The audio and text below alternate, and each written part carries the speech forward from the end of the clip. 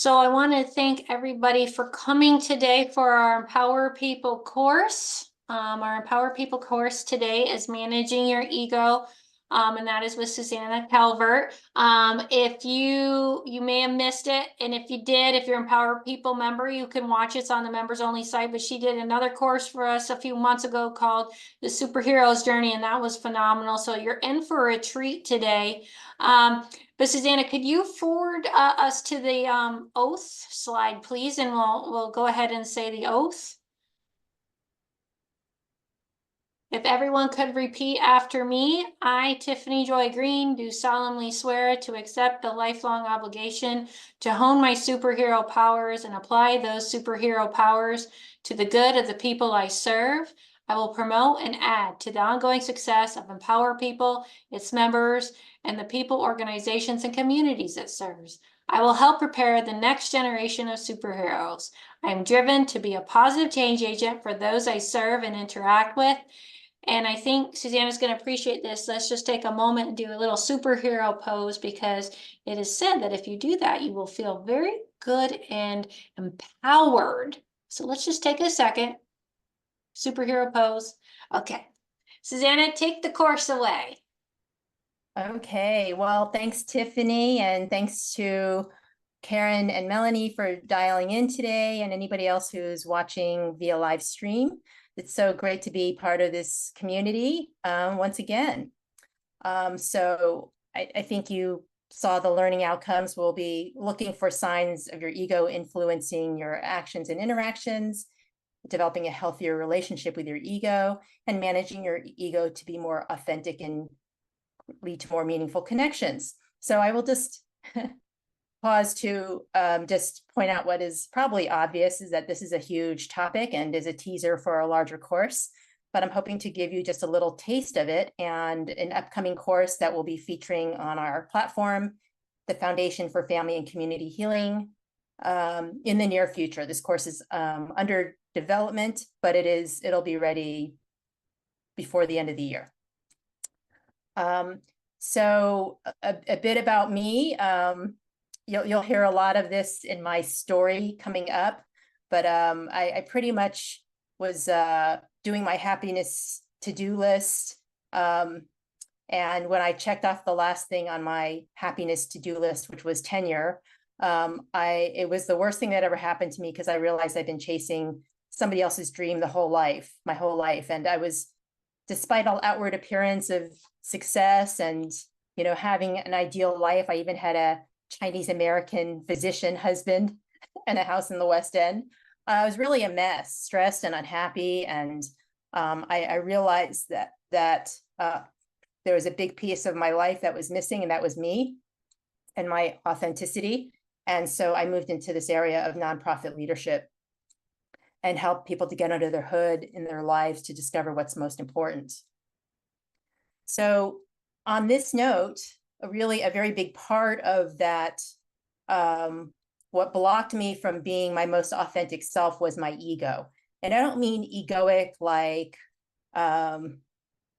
arrogant and all that, but though I certainly, I'm sure rocked that to great levels at certain times. But by ego, I mean more the Jungian ego, which is how on an unconscious level we view ourselves, our identity, our separateness in the world, and our relationship to the world. So much of how we think about ourselves in the world is really happening at an unconscious level and very quickly. And we tend not to be very aware of it. Yet it influences how we perceive ourselves and everything around us. So even though the ego is very much in our unconscious, it mainly expresses itself through our left brain. So our left brain is the part of our brain that understands what is. So all the things that we feel are knowable and tangible and measurable and describable. It's easy to talk about. It's about our knowledge and our memory, our beliefs, the rules. This is our left brain. But what's less understood and often forgotten is our right brain, which is the subjective part of our perception. So the subjective part are feelings and abstractions, our intuition, our creativity, um, things that are mysterious and magical. So this is the right brain, and that part is often we often overlook it, and it is really, I think, not valued in our society as much as our left brain. So same thing with our conscious and unconscious. So there's sort of a loose parallel between the left brain and what we know and we can measure, and the unconscious, which is this more subjective, contains more of the subjective piece. So what I want to do in this short time we have together is to share some of my personal stories and then have you reflect on your own. And I'm going to try to give you as much time as I can during this presentation for your self-reflection. And you might want to just grab something to write with if you haven't already. It could be your computer or some paper. But I told you a little bit about my story already. And some of the parts I didn't tell you about were, just going to pull my slideshow over a little bit to show you about some of my identities. So it kind of surprises me, but a lot of people don't realize I'm Asian American, and I'm actually the daughter of 2 immigrants from China. And even though I was born and raised in the US, I've never lived anywhere else. I don't even speak Chinese, much to my own embarrassment, to the embarrassment of my parents back when they were here. That Asian culture has really permeated my self and worldview, and I didn't really realize it. But the values that I was raised with, like get a good education, work hard and save money, you need to have financial security, you need to be able to take care of yourself and your family financially. You need to go be a doctor, lawyer, engineer, because those are the only acceptable professions. And education is one of the most important things you can do. So all of these beliefs I absolutely internalized, even though I didn't really realize it. It was just something that I did. And so I did that. I did all this schooling and I became a professor and the tenure thing. And that's when I had this awful realization that while those things are important and valuable, they weren't really truly me. And it took some time to, I've literally crashed my life down and went on a search for authenticity to discover that this is the sort of work that I love and this is who I am. This is what gives me joy and a deep sense of meaning and impact. But the more I was rigidly stuck in that belief, the harder it was for me to think, notice what was real for me. And so that can really get into our way. So how rigidly we define our ego, ourselves through our ego, means that we may not necessarily be flowing with what's actually true for us. So I'm going to pause here. And what I'm scrolling here on the left is the e-course that is in development. I think it'll probably be available, sometime this fall. But I would like for you to take a moment to, brainstorm for yourself all of your identities, not only the obvious ones, such as the ones I just listed. I'm also mother, daughter, friend, professional, like all these identities, middle class, Virginian, but also ones that may not be so obvious. So take a moment to think of all your identities and make a mental note to yourself, which ones feel like important and essential to a positive self-image. Like I needed to be a good mom, I needed to be a competent professional and all that. So I'll just give you a couple minutes.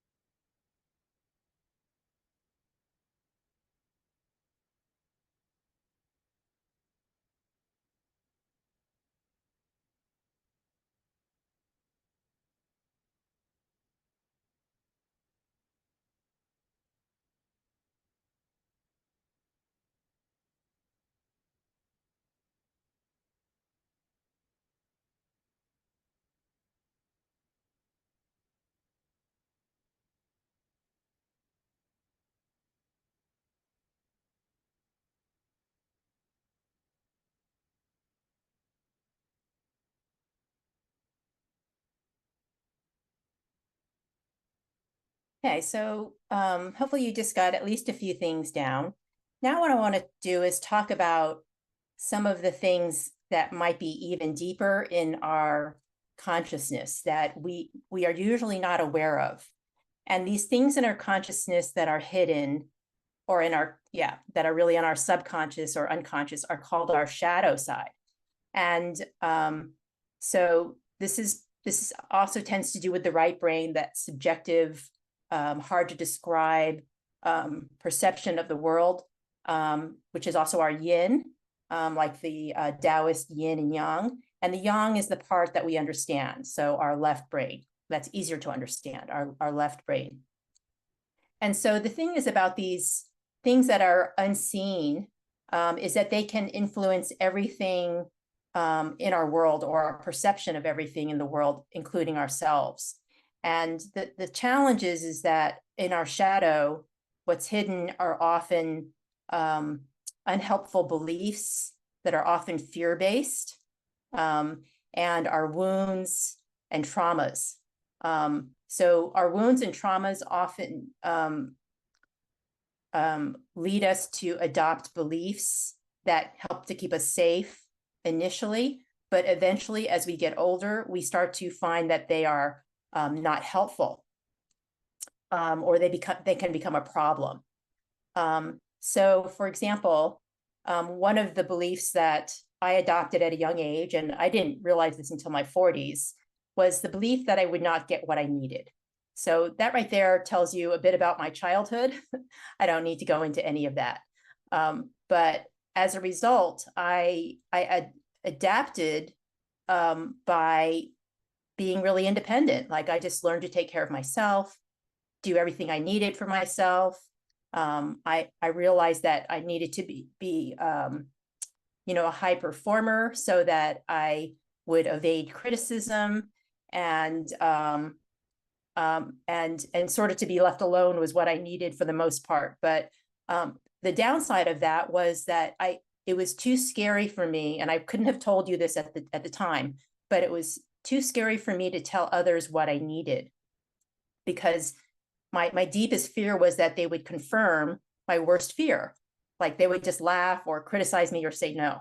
So that was a shadow belief. I didn't know it was there, but yet it impacted everything about my life. It eventually made me turn into a perfectionist and control freak and workaholic, and I was very demanding of myself and other people, which initially was great, because it's like, I had this great career and this great life on the surface, but as I mentioned, I was kind of a train wreck, and I was suffering from a lot of stress-related illnesses, and I had a troubled marriage, and it was not pretty. So what I'm going to do now is to go through some of these other hidden beliefs or shadow beliefs that were in my unconscious. And I'm going to go through them slowly, as well as some other beliefs that are really common ones out there.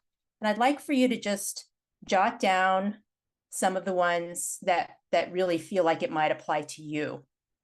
Okay, so I already talked about deprivation, the belief that I would not get what I need. And so if you have trouble expressing your needs to others, maybe that's one for you as well. I also had a fear of not having enough money. It's part of not getting what I needed. Fear of unworthiness, like I just wasn't good enough as I was. I needed to perform. Belief in the virtue of intelligence, almost to the exclusion of other things like kindness or creativity. Belief that money brings happiness. I think that's common in this country. And a belief that I could know and control everything relevant in my life. Okay, so that's where my perfectionism came from. Some other ones that are really common is the belief that we will be abandoned or left behind. Our loved ones would leave us.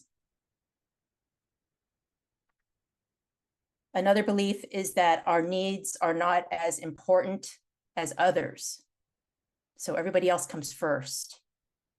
I think that's a really common one for women. Another belief is that I cannot trust other people. They're not reliable. They lie. They'll hurt me. Or that I'm unlovable. That's self-explanatory, I think. It might make us very anxious to be in conflict when we have an unlivability belief. Vulnerability, we might feel unsafe. We might feel unsafe in most or many situations when others may not feel that way. Entitlement, I might feel I'm more deserving than other people. My needs should be met first, and they're more important. Exclusion, I don't fit in, I don't belong. I'm not like them. They won't accept me. Failure, a belief that I'm just going to fail, so why even try? And then my favorite, perfectionism. I'm a recovering perfectionist. I believe that I can be perfect. I can make my life perfect and everything perfect. Okay, so I hope everybody, maybe everybody identified at least one thing. If there was something that popped up that I did not name, go ahead and write it down. There's many, many beliefs. I can't cover them all. Okay, now what I want you to do is to pick one of these beliefs and write how it shows up in your life. Okay, I told you how my deprivation belief showed up in my life. Still shows up, but to a lesser degree, right? Just write whatever comes to mind, how this shows up in your life. I'll give you 2 minutes.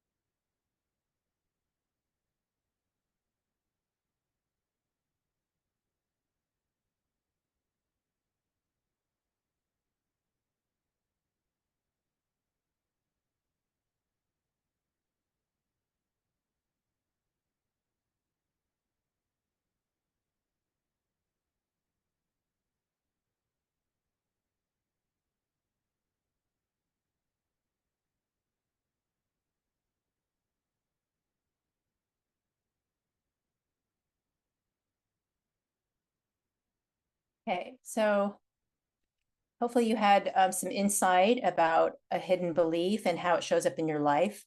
I want to talk a little bit more about this, about how these beliefs can be self-fulfilling prophecies. So I already told you about my deprivation belief, and when I don't tell other people what I need, they often don't give it to me because they're not mind readers. And so that becomes a self-fulfilling prophecy. So we're actually creating the thing in our life that we most fear. Yeah, it's pretty messed up. So here's another example. I might believe that I don't fit in, exclusion belief, the belief about exclusion. So I might therefore then avoid engaging with others or not put myself out to meet people, not put myself out to deepen relationships with people. And then others might perceive me to be snobby. And then they might avoid me. So again, I'm creating a self-fulfilling prophecy. So take a minute for that belief you wrote about and see how, if and how you are creating a self-fulfilling prophecy with the thing you fear the most, the belief you fear the most. So I'll give you 1 minute to do that.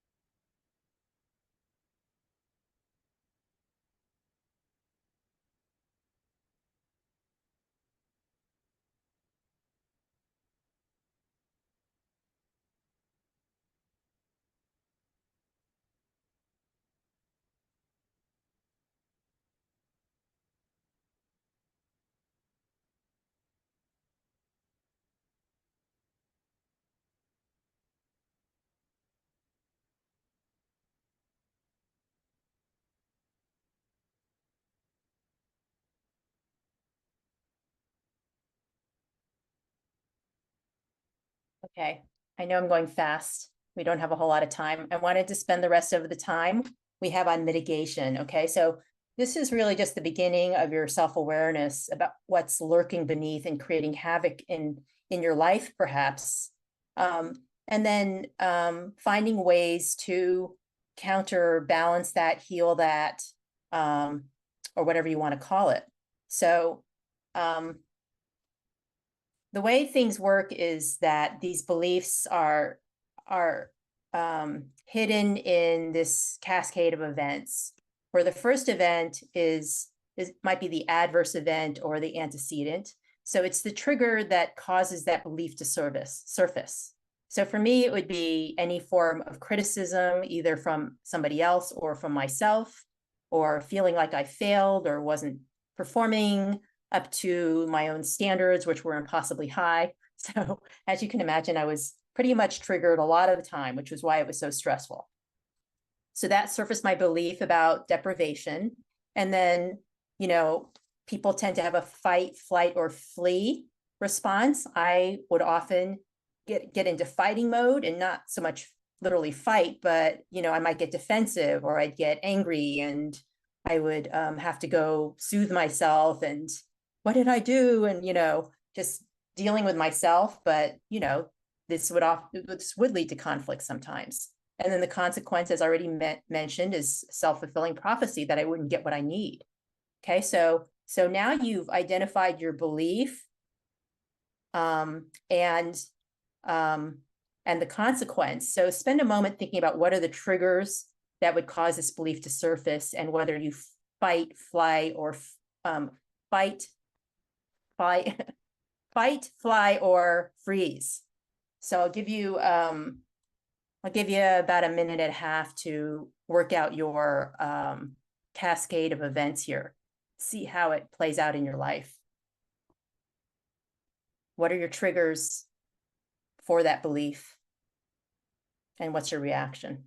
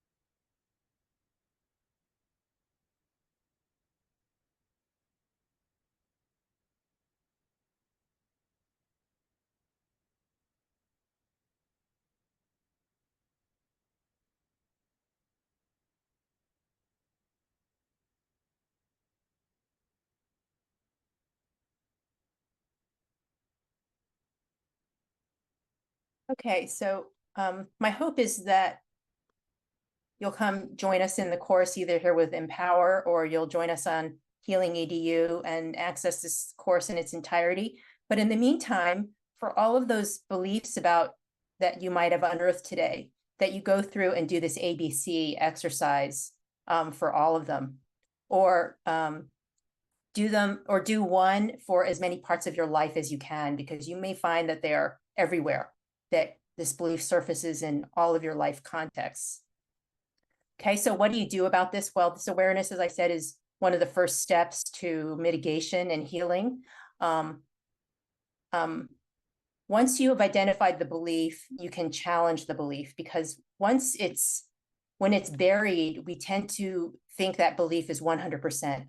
I will never get what I need. I am always going to be alone. I'm never going to get what I need. Or I'm never lovable, that kind of thing. And that's of course not true. And so you have the opportunity to find the grayness of that belief. So I might say, I am never going to get what I need, or I never get what I need. I might say, I sometimes get what I need, or I usually get what I need. And I might write down all of the instances where I actually get what I need. And I might actually write down all the instances where I've asked for something or implied something to someone and they gave me what I needed or what I was asking. So I'm going to be like being my own lawyer. I'm going to poke holes in my belief. And I'm even going to take some chances. I'm going to be brave and say, well, I usually assume that I'm not going to get what I believe when I ask somebody, but I'm going to be brave and ask. And if they say no, or if they laugh at me or they criticize me, I'm not going to take it personally. But, I'm going to also be smart and ask the people that I trust. I might even say, this is really hard for me to say. Is it all right if I share with you what I need right now? Okay, so challenge the belief in your mind, and then also take small chances and go out and act as if that belief weren't true. This is basically cognitive behavioral therapy. You can do it for yourself. And it is also very much benefited by mindfulness. I think mindfulness is way underrated. Any superlative data or feedback you have heard about mindfulness, I think it's underrated. I cannot emphasize the importance of mindfulness, because what mindfulness does is it helps you first notice your hot button was pushed. Secondly, it creates space for you to go, oh, there's this belief that I've unearthed that is not 100% true. And then it gives you some spaciousness to go, well, this belief might be partially true, or a little bit true, or not always true. And I can try something else in this moment, or you might decide that later. So this is what mindfulness can do for you, is it creates space so you can notice the ABC and pick a different, modify your belief so it's not so rigid, choose a different behavior and different consequence. So Tiffany, do we have time for me to do a really short meditation to practice the mindfulness, or should we move on to questions? We can have some time to do a short meditation. That's okay. Okay. All right. So there's many mindfulness resources out there, and the main way to build the strength of your mindfulness muscle is to meditate. And so not everybody loves meditation, but it also has very strongly demonstrated benefits to it. So I'm going to do just about a 2-minute meditation. And I think it's a very easy practice, and you can just return to this or anything else you find online or on apps or, books, TV, whatever. Okay, so I'm going to ask you to put your feet flat on the floor and to sit straight in your chair. Just feel your neck right on top of your head, right on top of your neck, right above your shoulders, over your straight spine, which is sitting naturally vertically from your hips. And just imagine that there's a little string on the very top of your head that's pulling you up ever so slightly so that all of your body can relax and that your spine can be completely straight. Just take a deep breath.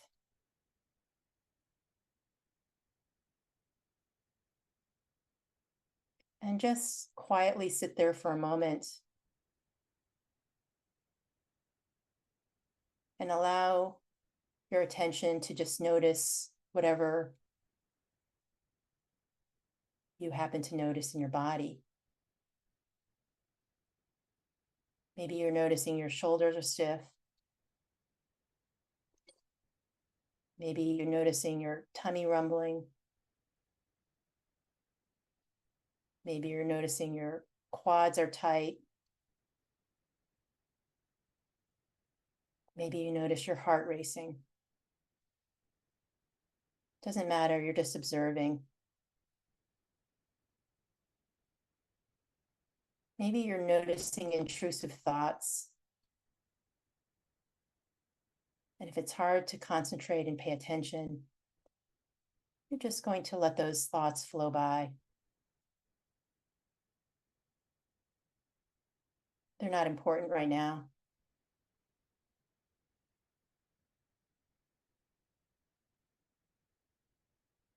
And you're going to imagine your mind as a blank slate.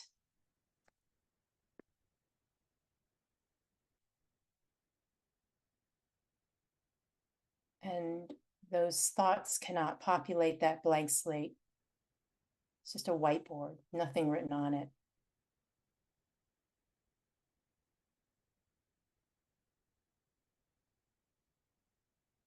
And when your mind is clear, you're going to return to your body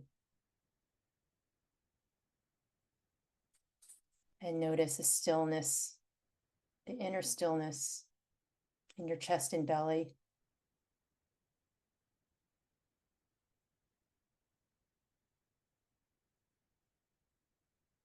And if there's something that wants to float up from that space, a message from your heart or your soul, your inner wisdom, just allow that to float up into your awareness.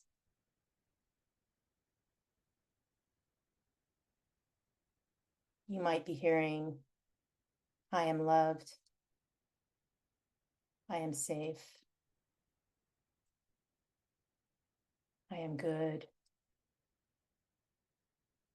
I'm never truly alone.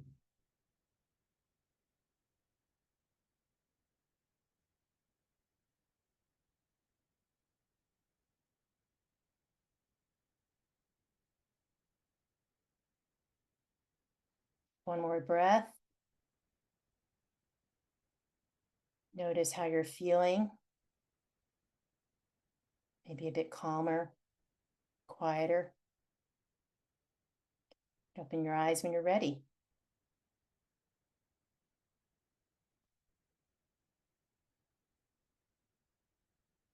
So it's from this space we can really honor who we are at a deep level and bring love to these beliefs and behaviors that may have gotten the better of us at times.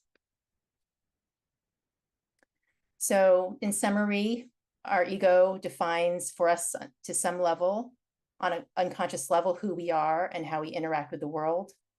But with a mindful practice, we can get underneath to our true, more authentic self. These often healthy and unconscious beliefs might initially be helpful, but can become issues in our life. And by surfacing them and challenging them, we can create more adaptive behaviors.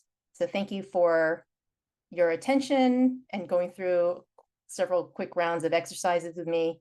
I hope there's at least a pearl or two that you can bring home into your life and an inspiration to uncover all the beautiful gifts that lie beneath the shadow, which is really a lost part of ourselves. So the gift is we can recover that piece and feel more whole going forward.